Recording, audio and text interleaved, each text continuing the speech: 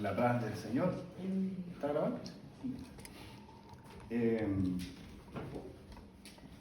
Hoy día tenemos un culto misionero, pero de igual manera vamos a continuar con el Evangelio de Marcos. Ya estamos culminando, estamos entrando, ¿cierto? Estamos en la pasión de Cristo y el día de hoy vamos a abordar el arresto de nuestro Señor Jesucristo. Y vamos a ver qué verdades podemos reflexionar con respecto a este suceso, ¿cierto? Que si lo vemos judicialmente,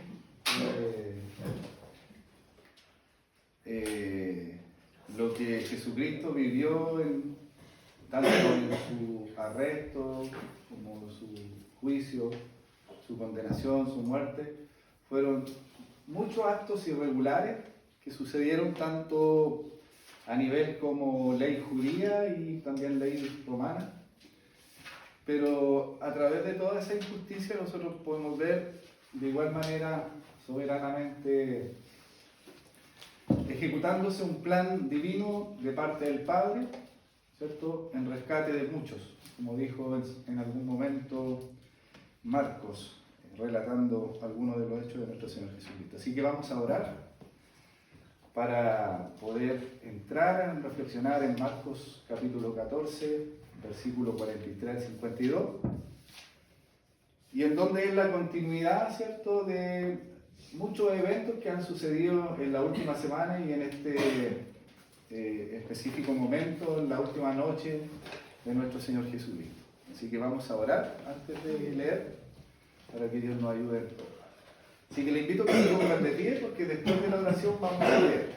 Será al revés. Vamos a pedirle la ayuda al Señor. Y oramos al Señor. Padre, una vez más queremos rogar e ir a su presencia en esta hora para que tú derrames, Señor, en este lugar y en cada uno de nosotros sabiduría de lo alto. Que tu Espíritu Santo, Dios mío, pueda capacitarnos para poder entender, comprender, oír y no tan solo, Señor, reflexionar, sino que también poder vivir estas grandes verdades, Señor, que tú quisiste plasmar en tu palabra y en esta oportunidad a través de este evangelista Juan Marcos, Señor, que también, Señor, fue discípulo de Pedro y en algún momento también de Pablo, Señor. Cada Padre en esta hora seas tú llenando cada uno de nosotros, quitando, Dios mío, toda distracción, tomando el control, Señor, de nuestras vidas, tanto la mía como quien va a hablar de tu palabra, Señor. Santifica mis labios, Señor. Santifícame, Dios mío, Señor, y santifica este pueblo para que tu palabra, Dios mío, haga, Señor, grandes obras en nuestros corazones. Padre, en Cristo Jesús dejamos todo esto y amén y amén. Y como se quedan en pies, vamos a leer. Vamos a pedirle a María José capítulo 14 del versículo 43 al 52. Vamos a incluir a Juan Marcos en esta reflexión. ¿Ya? Amén. Luego, hablando él aún, vino Judas, que era uno de los 12, y con él mucha gente con espadas y palos, de parte de los principales sacerdotes y de los escribas y de los ancianos. Y el que le entregaba les había dado señal diciendo: al que yo besare, ese es, prenderle y llevarle con seguridad. Y cuando vino, se acercó luego a él y le dijo: Maestro, maestro, y le besó. Entonces ellos le echaron mano y le prendieron. Pero uno de los que estaban allí, sacando la espada, hirió al siervo del sumo sacerdote, cortándole la oreja. Y respondiendo Jesús les dijo: ¿cómo contra un ladrón habéis salido con espadas y con palos para prenderme? Cada día estaba con vosotros enseñando en el templo, y no me prendisteis, pero es así, para que se cumplan las Escrituras. Entonces todos los discípulos, dejándole, huyeron. Pero cierto joven le seguía, cubierto el cuerpo con una sábana, y le prendieron. Mas él, dejando la sábana, huyó desnudo. Amén. 52, ahí terminamos. Tomen asiento, vamos a hacerlo.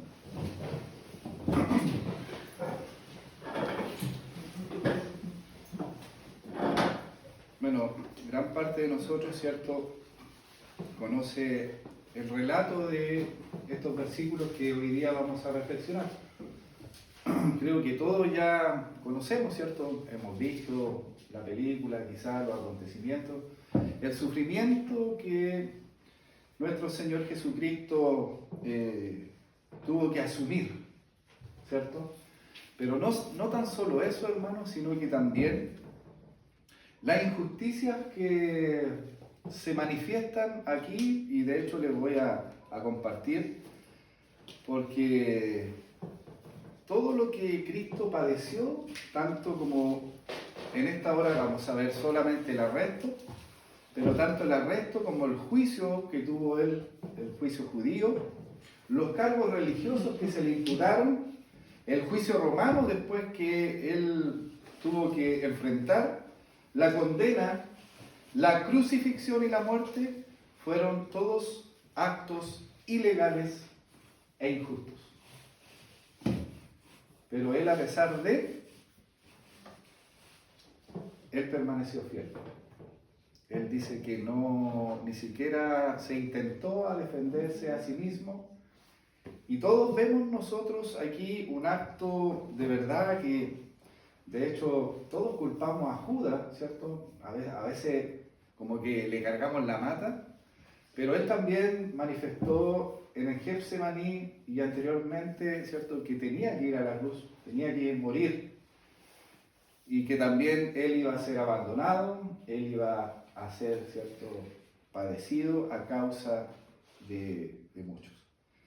Y encontramos mucha injusticia con respecto al arresto aquí. Vamos a enfocarnos simplemente al arresto. Y yo les voy a comentar en qué aspecto fue injustamente arrestado nuestro Señor Jesucristo. En otra oportunidad le voy a mencionar cómo fue injustamente enjuiciado por el pueblo de Israel, específicamente quienes lideraban religiosamente el pueblo.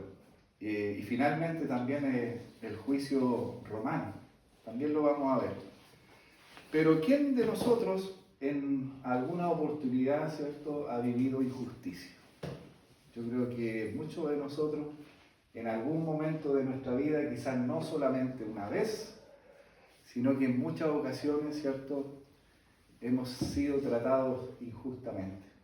Y eso causa dolor, causa tristeza, ¿cierto? Y eso es consecuencia del pecado, porque cuando Dios originalmente hizo la creación y finalmente, ¿cierto?, nos puso a nosotros como el acto más hermoso a la imagen de Dios, Él nos hizo de manera perfecta, pero el pecado entró a la humanidad, ¿cierto?, y con ello también entró el dolor, la enfermedad y la injusticia que en muchas ocasiones vivimos cada uno de nosotros. Pero yo quiero hacerlos pensar simplemente en una o dos injusticias que usted haya vivido en este último tiempo o en algún tiempo que marcó su vida y usted clamó a los cielos y le dijo: Señor, ¿pero por qué? ¿Por qué me suceden estas cosas? Y la verdad, he tratado de servirte, he tratado de vivir conforme a lo que tú demandas, y de igual manera, Señor, hay injusticia. Y he tenido que pasar, he tenido que tragar quizá esa gota amarga, ese dolor, esa tristeza, a lo mejor por un periodo menor, mayor, pero yo sé que muchos de ustedes han sufrido. Y ese sufrimiento en muchas ocasiones ha sido de manera injusta. Pero que detrás de toda esa injusticia humana hay que entender que soberanamente Dios está actuando a favor de nosotros.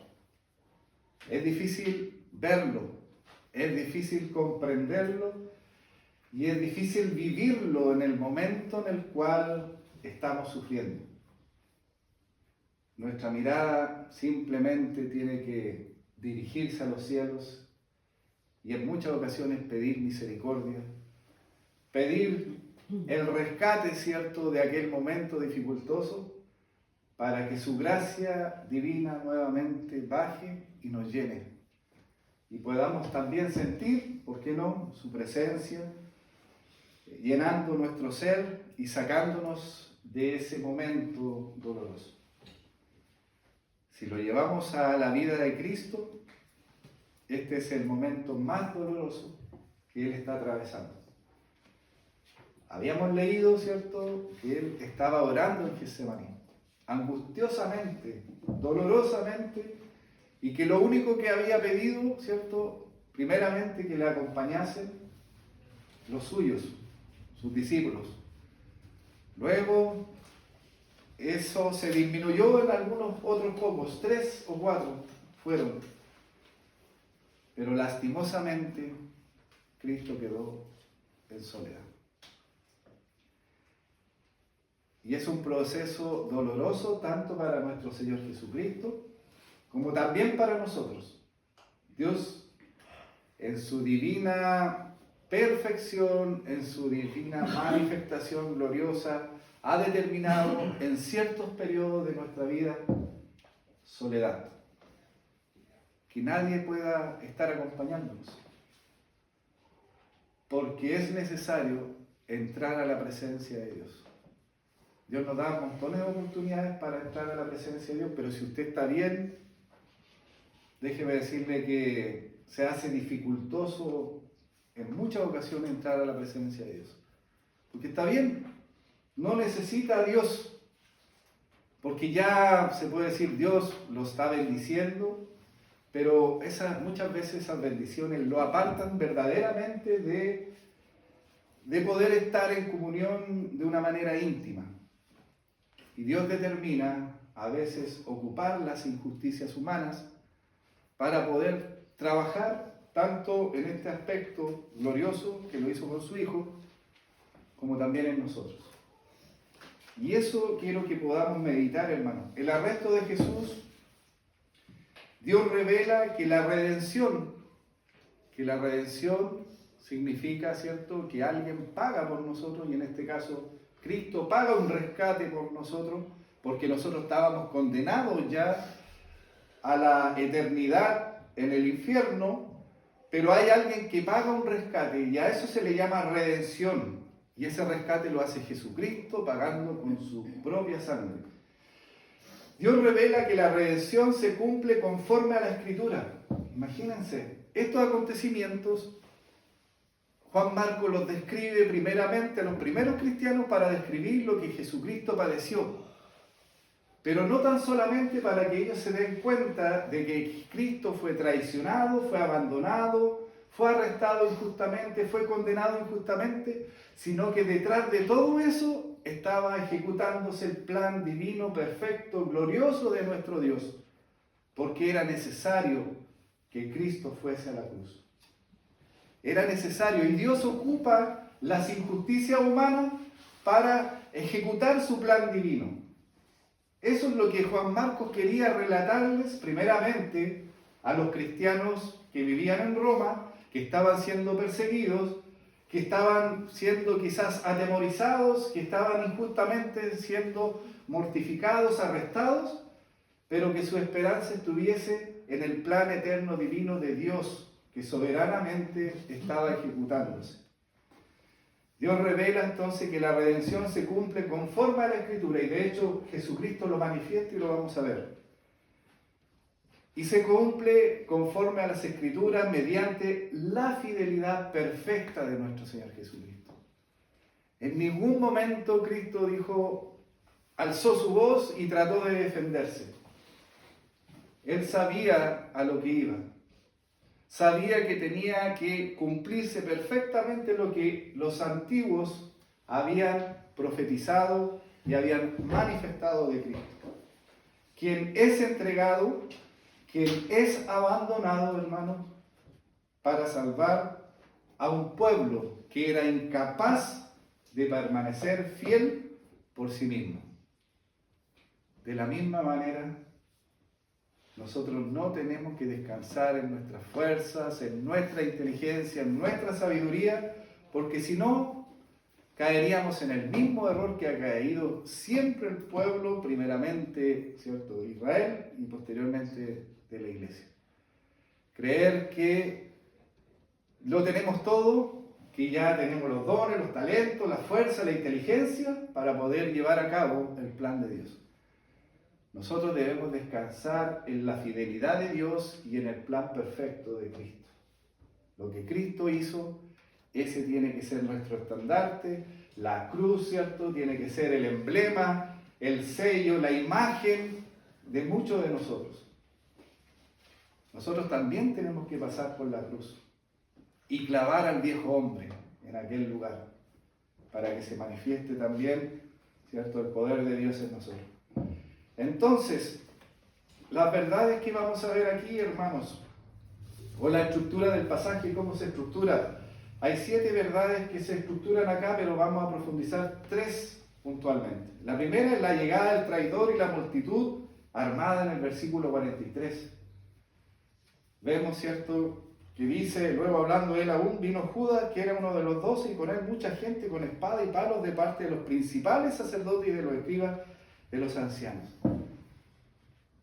Hermano, Jesucristo tratado como un malhechor, siendo que quizás en algún momento se airó, obviamente, ¿cierto?, en el templo, destrozó todo, pero por un celo de Dios. Pero en ningún momento él hizo alguna maldad, algo que haya nacido de un corazón incorrupto. Al contrario, en él no había maldad, en él estaba la verdad, y en él, de hecho, él decía, yo soy la luz del mundo, que vino a iluminar las tinieblas de este mundo. Por lo tanto, vemos la llegada del traidor, Judas y la multitud armada. Después vemos en el 44-45 la señal de la traición, un beso, hermano. Un beso era un acto genuino de bondad, de amistad, pero en esta ocasión se transformó en una señal de traición. El arresto violento que tuvo nuestro Señor Jesucristo en una noche, en una madrugada, siendo que era todo irregular, eso era ilegal, poder arrestar a alguien de noche. La reacción impulsiva, vemos también, ¿cierto?, de Pedro, uno de sus discípulos, que le dijo, yo voy hasta la muerte, pero posteriormente, más adelante, le negaba y decía no haberle conocido. Y en el 48-49, donde, ¿cierto?, vemos la denuncia profética de nuestro Señor Jesucristo, como dicen las Escrituras. Vemos en el 59 el abandono total de los discípulos, y en el 51-52 ese joven desnudo que huye, ¿cierto?, que todos los estudiosos, todos los que profundizan sobre la Escritura mencionan que este personaje es el autor de este evangelio, Juan Marcos, un joven que estaba juntamente también ahí y que huye. Por lo tanto, las verdades a reflexionar, y quiero que estas queden marcadas, grabadas en su mente y en su corazón, es que, o los 3 puntos principales de lo que vamos a abordar, es que Cristo, en el versículo 43 al 49, es entregado conforme a las Escrituras. Todo esto ya estaba escrito en el Antiguo Testamento. Es entregado conforme a las Escrituras. El segundo verdad a reflexionar es que Cristo permanece fiel mientras los hombres fallan, mientras los sistemas religiosos, los sistemas, ¿cierto?, legales, los sistemas, las normas, mientras todo eso humano falla, Cristo sigue permaneciendo fiel. Y finalmente, el último punto a reflexionar es que Cristo camina solo para salvar a muchos. Esos son los 3 eventos, las 3 verdades en las cuales vamos a reflexionar. Y vamos a partir inmediatamente por la primera, donde vemos en los versículos del 43 al 49 que Cristo es entregado conforme a la Escritura. Y esto nos ayuda a entender, hermanos, que a Dios nada le sorprende. Nada le puede sorprender. Nada le puede causar sorpresa y decir, Dios, oh, esto no lo tenía previsto, esto no lo conocía. Porque nosotros hemos sabido, ¿cierto?, a través de los estudios que estamos haciendo, que Dios lo conoce todo, que Dios sabe todo, e incluso los pensamientos que tenemos en nuestra mente, Él los conoce. Él conoce nuestros corazones, las intenciones que hay en Él. Entonces, a veces nosotros decimos, no, yo estoy haciendo, estuvo hermoso, incluso la idea es impresionar a Dios. Hermanos, no hay nada que pueda impresionar a Dios. Lo único que podemos hacer nosotros como seres humanos obedientes, hijos de Dios, es que Él se goce, es que Él se alegre, porque estamos caminando, ¿cierto?, conforme a su voluntad. Pero sorprender, difícil, porque Él lo conoce todo, ¿cierto? Por lo tanto, lo que aconteció aquí era lo que estaba predicho en la Escritura. Era lo que estaba, ¿cierto?, profetizado en la Escritura. Y lo podemos ver porque dice, luego hablando, nuevamente voy a leer el 43, hablando Jesús, vino Judas, que era uno de los 12, y con él mucha gente con espadas y palos de parte de los principales, y aquí están involucrados el poder religioso, el Sanedrín, sacerdotes y escribas y ancianos, todos. Y él, que le entregaba, le había dado la señal en relación a Judas, diciendo, al que yo besare, ese es, prenderle y llevarle con seguridad. Y cuando vino se acercó luego a él y le dijo, maestro, maestro, y le besó. Aquí vemos que Judas, o que para Judas, Jesucristo nunca fue su Señor. Nunca fue el Dios hecho en carne, sino que simplemente fue un maestro. Esta expresión, maestro, maestro, nos da a entender que Judas simplemente veía a Cristo no como Dios, ni como su Señor, ni como su Salvador. Lo veía simplemente como su maestro. Y dice que le besó. Entonces ellos, 45, 46, sí. Entonces ellos le echaron mano y le prendieron. O sea, esto fue con violencia más encima, hermanos. Por eso, uno de los que estaba allí, dice, sacando la espada, refiriéndose a Pedro, hirió al siervo del sumo sacerdote, cortándole la oreja, y Jesús respondiendo Jesús le dijo, como contra un ladrón habéis salido con espadas y con palos para prenderme. Cada día yo estaba con vosotros enseñando en el templo y no me prendisteis, pero es así, dice el Señor, para que se cumplan las Escrituras. Vemos entonces que esto ni siquiera le toma por sorpresa a nuestro Señor Jesucristo. Jesucristo sabía lo que iba. Entonces nosotros no tenemos que aquí dramatizar, ¿cierto?, en algo que quizá a lo mejor Jesucristo no sabía. Él lo sabía. Sabía lo que iba. Sabía que tenía que sufrir. Sabía que tenía que ir a la cruz. Porque estaba todo manifestado, ¿cierto?, tal como lo dicen las Escrituras y para que éstas se cumplan. Judas llega con una multitud armada, eso es ilegal, lo vamos a ver. El beso, la señal de amistad, se convierte en un instrumento de traición. Jesús interpreta el momento para que se cumplan las Escrituras y es ahí donde podemos ver, ¿cierto?, que detrás de bambalinas estaba cumpliéndose el plan divino de Dios a favor de nosotros, cumpliéndose a través de una injusticia humana, hermanos. La verdad central, hermanos, de este primer punto es que nada de lo que ocurre podemos ver que escapa a la soberanía de Dios. Nada. Él sabe todo. Él tiene todo ahí plasmado, conoce todas las cosas, porque nada se le escapa del plan soberano. La soberanía de Dios también no anula, hermano, la responsabilidad humana, porque todos aquellos que hicieron ilegalidades con nuestro Señor Jesucristo tienen su consecuencia. Judas lo tuvo en su momento. Pedro también tuvo consecuencias de amargamente llorar, arrepentirse, ¿cierto? Vivir un contriñamiento, ¿cierto?, de su ser, pero él optó por arrepentirse, pero los demás también tuvieron sus consecuencias. Por lo tanto, la soberanía de Dios nunca va a anular la responsabilidad de cada uno de nosotros. Nuestras acciones traen consecuencias, y si son malas y pecaminosas, traen consecuencias. Hay responsabilidad propia de nosotros. Que Dios tenga misericordia es distinto. Es distinto. Que apacigüe quizás, ¿cierto?, el daño que pueda provocar también. Pero siempre hay una responsabilidad de parte nuestra.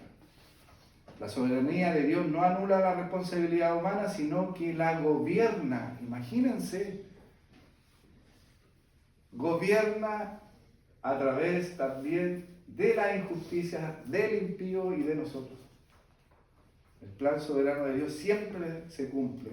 Dios cumple su plan redentor incluso mediante el pecado humano, sin ser autor del pecado, porque no puede, porque Él es santo, santo, santo. Pero aún así ocupa estas herramientas para que su plan divino se ejecute y prospere. ¿Cómo podríamos aplicar esta gran verdad a nuestras vidas, hermanos? Considerar que nuestra salvación y nuestra vida cristiana descansa en Cristo, en un Dios que cumple su palabra aún en medio de la maldad humana, aún en medio de los acontecimientos, de la injusticia que pudiéramos vivir cada uno de nosotros. Dios sigue cumpliendo su plan para la iglesia, su plan para la humanidad, pero su plan individual para cada uno de nosotros. ¿Qué le pasó a aquel hombre que le dijo Dios, ve a predicar a Nínive, ¿cierto? Y él le dijo que no, porque se negó, porque le dijo que cómo le iba a dar salvación a ese pueblo. Ya le dijo, haz tu camino, pero nos encontramos allá en Nínive. Tuvo que darse la media vuelta, pero finalmente se encontró Dios, ¿cierto?, con Jonás. ¿Cuántas veces Dios nosotros nos advierte, nos da ciertas ordenanzas, ¿cierto?, ciertas metas, ciertos deseos de Dios, y nosotros plasmamos nuestros deseos en vez de los deseos de Dios? ¿Qué nos dice Dios? Ya, sigue tu camino, pero nos encontramos más adelante en mi camino. Damos la vuelta más larga, llegamos con dolor, llegamos con angustia, pero ahí nos encontramos nuevamente con el Señor. Damos la vuelta más larga en vez de evitar, ¿cierto?, consecuencias, dificultades, pero el plan divino de Dios permanece. Porque todo lo que Él promete, Él lo hace. Nuestra salvación, por lo tanto, y nuestra vida cristiana descansa en Cristo, en un Dios que cumple su palabra aún en medio de la maldad humana. Y el Evangelio de Dios no es una improvisación, sino que es una promesa cumplida. Por lo tanto, nos enseña que nosotros también no debemos improvisar, hermanos. Debemos someternos a lo que Dios ha establecido y lo que Dios nos direcciona. Por lo tanto, el primer punto, ¿cierto?, que trata, ¿cierto?,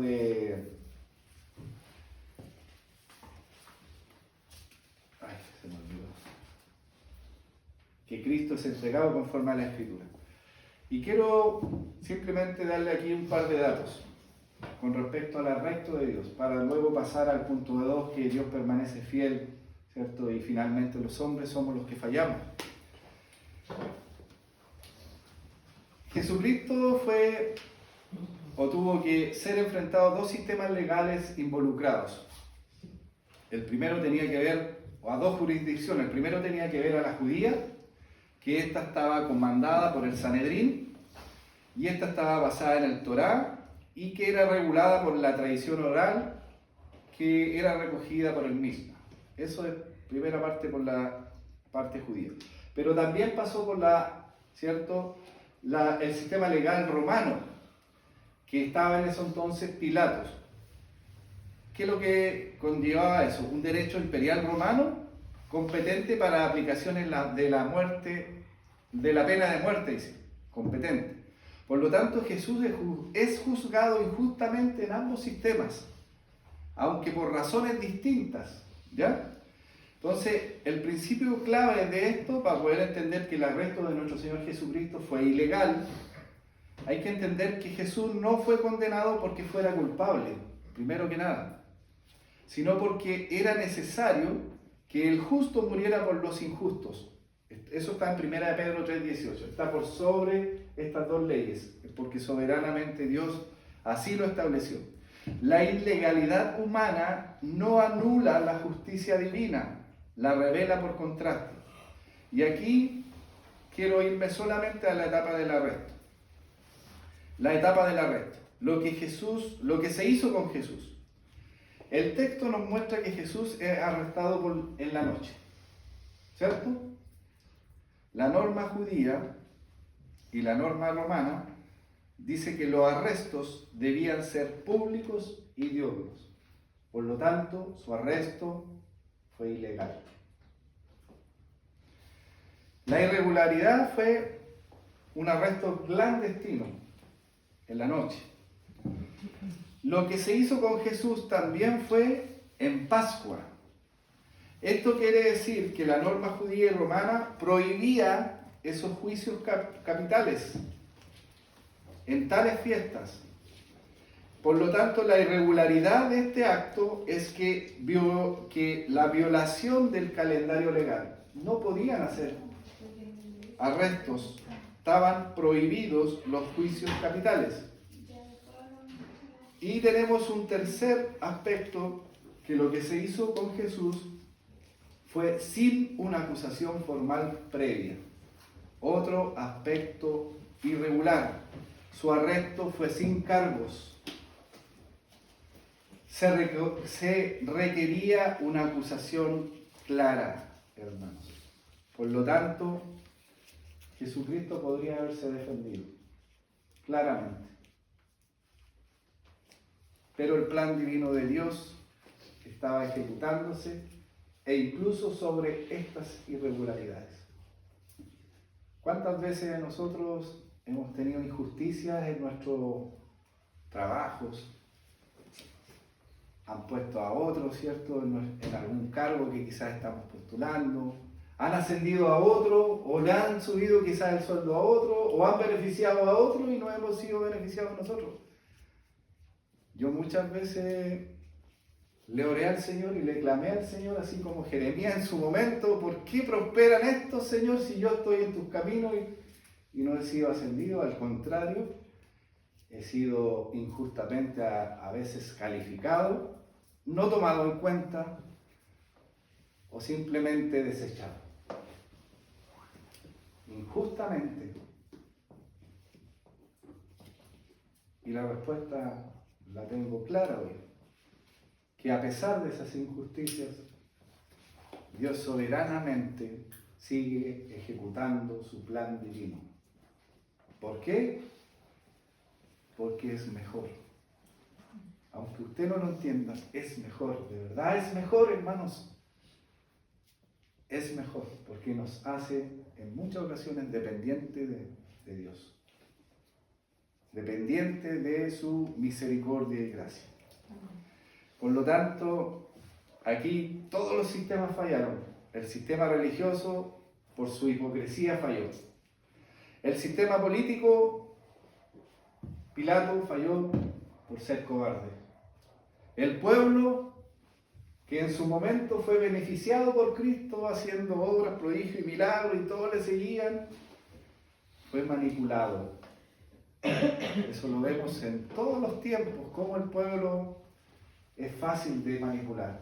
¿cierto? A través del engaño, de la mentira, a través de darle ciertas cosas.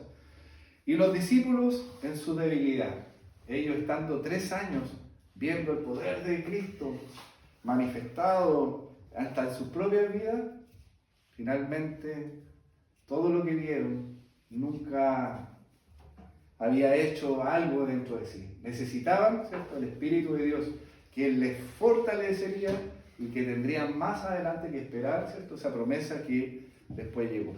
Por lo tanto, podemos ver mucha injusticia. Pero el punto 2, que tiene que ver con la permanencia de Cristo fiel a su misión, porque estamos en un culto misionero, porque sin esa misión no habría misioneros, no habría misión, no habría iglesia.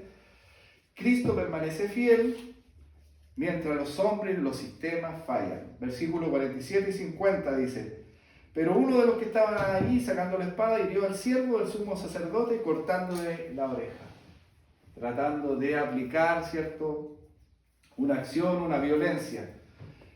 Nosotros a veces actuamos de la misma manera como Pedro. Un discípulo responde con violencia, pero Cristo permaneció fiel, dijo lo que tuvo que decir simplemente para manifestar que lo que estaba sucediendo se tenía que cumplir tal como lo había dicho la Escritura.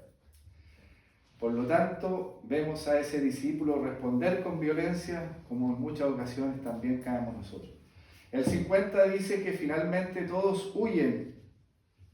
Dice, entonces todos los discípulos dejándole, huyeron. Permaneciendo fiel él, los hombres fallan, los sistemas fallan. La verdad central de estos versículos, hermanos, se centra en la fidelidad de Dios que salva, no por la fuerza, la ímpetu del discípulo, del hombre, sino que simplemente por Jesús. La debilidad del hombre caído, ¿cierto?, la podemos ver, por ejemplo, en Judas, corrección moral, en la multitud, una violencia, ¿cierto?, religiosa. Los discípulos tuvieron miedo, tuvieron confusión, abandono, y el joven que finalmente aparece ahí, ¿cierto?, representa la desnudez. Ese joven que huye desnudo representa la vergüenza y la vulnerabilidad total. El ser humano es incapaz, hermano, de permanecer fiel es una manera perfecta. En algún momento va a ser infiel. E incluso el discípulo regenerado, por ejemplo, los salvados, los que han sido ya salvados por nuestro Señor Jesucristo, es débil sin su gracia sustentora. Necesitamos de la gracia de Dios. ¿Cómo podemos aplicar estas grandes verdades, hermanos? Que la esperanza del creyente no está, como lo dije al principio, en sus fuerzas, en su constancia, sino que en la obediencia perfecta de Cristo. Nuevamente descansamos en Cristo, en su fidelidad. El texto destruye todo orgullo espiritual y produce simplemente humildad. Debemos reconocer, hermanos, que sin Cristo no podemos hacer nada. Sin Dios, sin su Espíritu, no podemos hacer nada, hermanos. Debemos someternos a Él y debemos entender qué Él hace en nosotros para poder ejecutar su plan perfecto. Y finalmente vemos que Cristo queda solo, camina solo para poder salvar a muchos, dentro de los cuales estamos nosotros. El plan de redención se está manifestando, se está ejecutando conforme a los planes divinos de Dios. Era necesario que Jesucristo caminara solo. Era necesario ser abandonado y quedar completamente solo. E incluso ese joven desnudo representa, ¿cierto?, la vergüenza, la vulnerabilidad, ¿cierto?, y la derrota de nosotros como humanos. El pasaje, hermanos, o la centralidad de la enseñanza de estos versículos es que Jesús queda solo porque Él solo puede ocupar ese lugar. Él solo puede intercambiar, ¿cierto?, el lugar del culpable y tomar ese lugar. tomar el lugar de usted y mío como culpables e imputarnos a nosotros, ¿cierto?, una justicia, que es la justicia de Dios. El pasaje culmina aquí con una frase devastadora, dice: entonces todos los discípulos, dejándole, huyeron, dice el versículo 50. ¿Qué es lo que proclama esto? Que la soledad del Mesías no es accidental, hermanos. Una vez más, no es accidental. Es para el cumplimiento de la redención, para el cumplimiento del rescate por usted, por mí y por muchos. Es redentora, no es accidental. Jesús debe ser dejado solo, y Dios Padre lo deja solo para ocupar nuestro lugar. Nosotros éramos culpables y fuimos declarados justos, ¿cierto? Porque el justo tomó nuestro lugar. Por lo tanto, Jesús es dejado solo por eso. El Salvador camina sin ningún apoyo humano, ni siquiera de sus discípulos. Era necesario caminar hacia la cruz. Aquí se proclama la sustitución. Otro gran evento, un sustituto toma nuestro lugar. Él es abandonado para que nosotros seamos reconciliados. Es así como sucedió. Es así como Juan Marcos trató de plasmarle esta enseñanza, esta verdad a los primeros cristianos. Y es importante nosotros también reflexionar, profundizar sobre este acto glorioso de nuestro Señor Jesucristo. Lo que Cristo padeció fue doloroso, fue triste, fue injusto, pero toda esa injusticia, ¿cierto? Detrás de toda esa injusticia estaba Dios soberanamente ejecutando su plan para poder redimirnos a nosotros de esa condenación. Esto se aplica, hermanos, que la cruz requiere un Salvador, ese Salvador abandonado y solo. Nuestra reconciliación con Dios tiene un costo que Cristo solamente podía hacer y asumir, porque completamente Él se entregó. Como conclusión final, una vez más podemos retomar estos 3 puntos, ¿cierto? Cuando todos huyen, Cristo permanece fiel. Cuando todo a usted le parece que se le cierran todas las puertas y va quedando solito, no va quedando solito finalmente, va quedando con Cristo.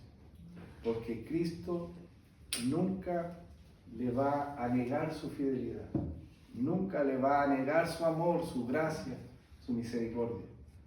Cuando el hombre falla, ¿quién es el que obedeció y sigue obedeciendo e intercediendo por nosotros? Cristo Jesús. Cuando el pecado parece triunfar, cuando parece que todas las cosas empiezan a ir en contra, piensen esto, hermanos, que su vida la sostiene, como cantábamos, como orábamos, Dios. Nuestra vida está en las manos de Dios y Dios sigue cumpliendo su plan, perfecto y glorioso. ¿Hay responsabilidad del hombre? En muchas ocasiones sí. En muchas ocasiones somos nosotros los responsables. Pero si vamos a los pies de Cristo, Cristo nos sostiene y la consecuencia puede venir, pero Él sigue cumpliendo su plan perfecto y glorioso en nosotros. Este es el Evangelio, hermanos, un Salvador fiel que fue entregado, fue abandonado, para que nosotros, pecadores infieles, fuéramos recibidos por Dios. Ese es el Evangelio.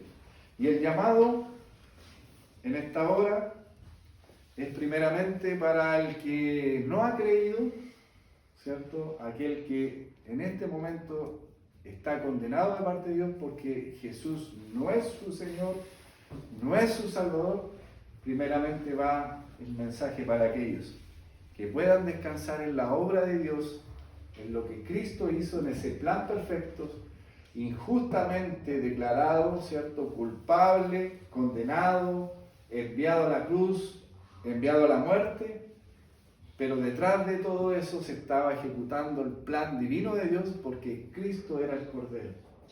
Cristo era la ofrenda y por única sola vez, dice el libro de Hebreos, y para siempre, fue el acto sacrificial para poder reconciliar al pecador con ese Dios glorioso. Por lo tanto, el primer llamado va para aquellos que aún no reconocen a Jesucristo y que el Espíritu de Dios pueda obrar en aquellos corazones para que Cristo los reciba en su presencia y Dios pueda abrirle los cielos y llevarlos a una nueva vida. El segundo llamado es al creyente. Para usted, hermano, para usted, hermano. Sigamos descansando en Cristo. No descanses nunca, hermanos, en tus capacidades, en tu inteligencia, en tus fuerzas. Sigue descansando en Cristo. Sigue confiando en Él. Sigue acudiendo a Él. Porque Él es el único que puede entenderte. Porque Él es fiel para ayudarte. Porque en Él tú puedes tener, ¿cierto?, las fuerzas, la sabiduría y la inteligencia que operan a través del Espíritu de Dios. También hay un llamado para aquel que está luchando contra el pecado, contra la injusticia. Mirar al Salvador por sobre todas las cosas, porque Él no te abandona. Él quedó solo y en muchas ocasiones Dios nos hace pasar por esa soledad, pero en ningún momento quedamos solos nosotros. Cristo permanece fiel con nosotros. Que no sintamos su presencia no quiere decir que Cristo no esté con nosotros. Él está siempre ahí. De hecho, Él está abogando por cada uno de nosotros. Y para la iglesia también hay un llamado. Y ese llamado es seguir predicando a Cristo y exaltando su precioso y noble y santo nombre. Pero no solamente a Cristo, sino que a Cristo crucificado.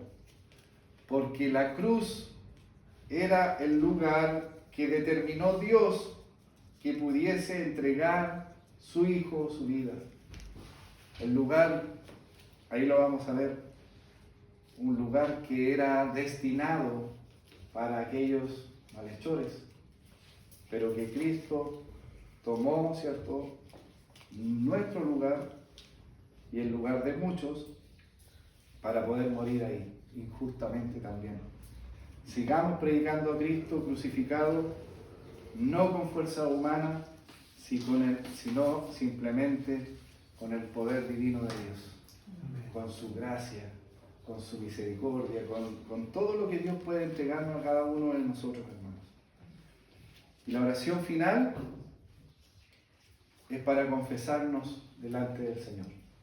Así que les voy a pedir que cierren sus ojitos y podamos orar al Señor para que Él siga ejecutando su plan divino en cada uno de nosotros, pero que nosotros sigamos mirando al Señor por sobre todas las cosas.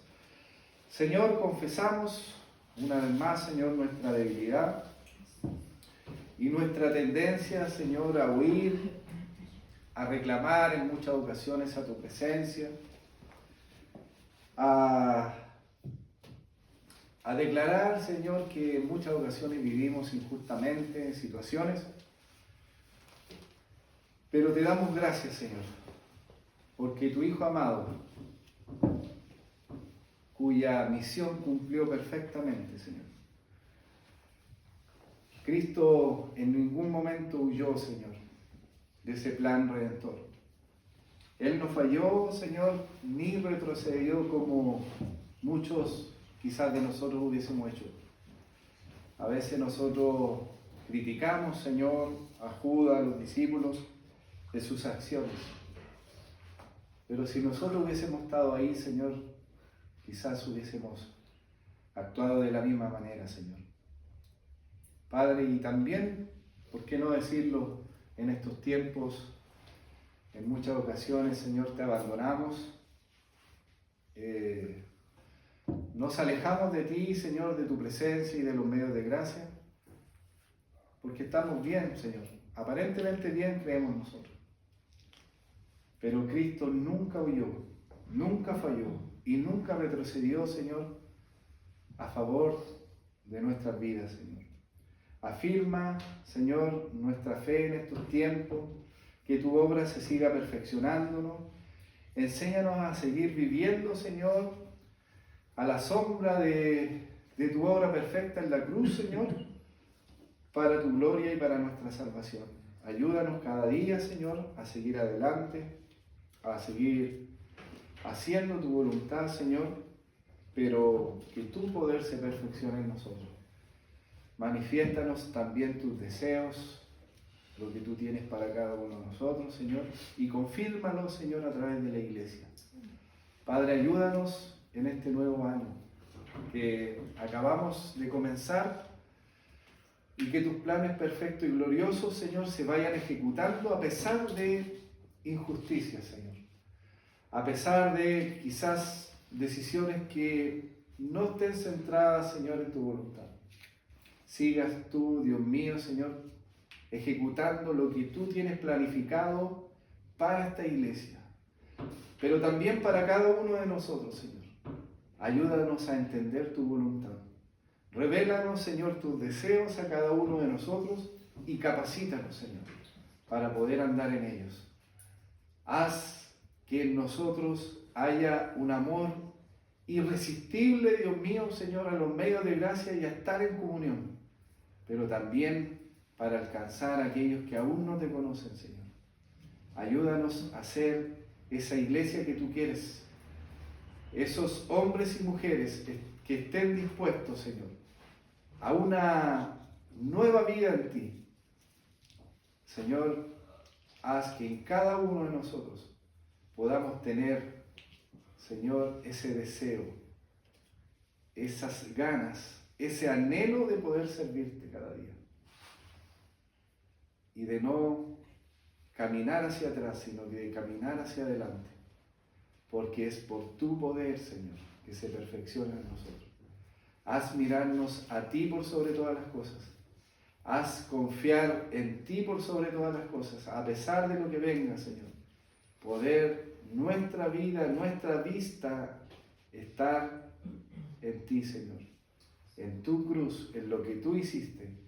Y cada vez que pasemos por esa cruz, vayamos clavando aquellas cosas, Dios mío, Señor, que impiden el crecimiento en nosotros. Hay una responsabilidad nuestra, Señor. Y yo te ruego, Señor, que tú las manifiestes a cada uno de nosotros y nos vayas haciendo responsables de aquellas cosas que no te gustan y no te agradan, para que podamos confesarlas delante de ti y podamos ser victoriosos y ganar cada batalla, Señor, que a veces nos detiene y que a veces no nos dejan seguir adelante.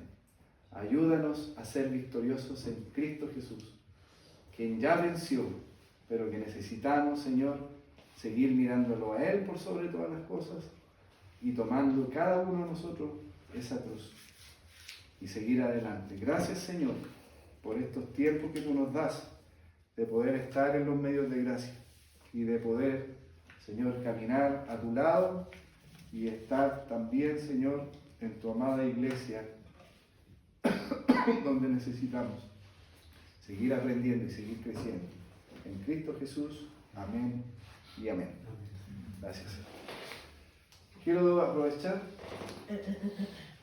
Si alguien puede cortar,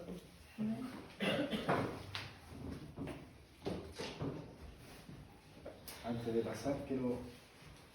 pasar a la acción de gracias.